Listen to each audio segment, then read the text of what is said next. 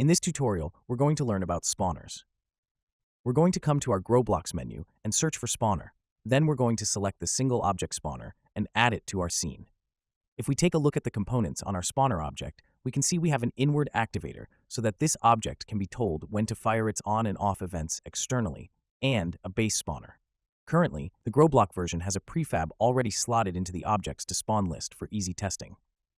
Let's take a look at this spawner in play mode. If I click on the On Event Debug button on our inward activator, we can see that it spawns our object.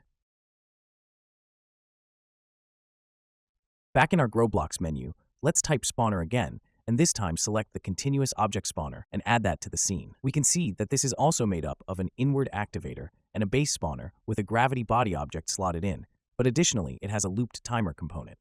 The loop timer is currently set to fire its event at an interval of 0.2 seconds.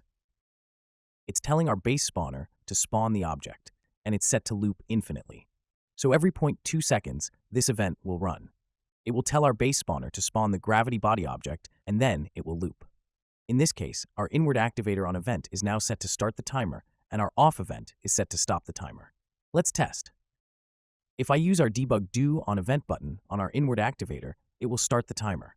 We can see the timer counting up in the loop timer component, and we see that every 0.2 seconds, it's telling our base spawner to spawn a gravity body object. If we want this to stop spawning, we just tell the timer to stop by using our do off event debug button. Those are the basics of spawners in GroKit Core.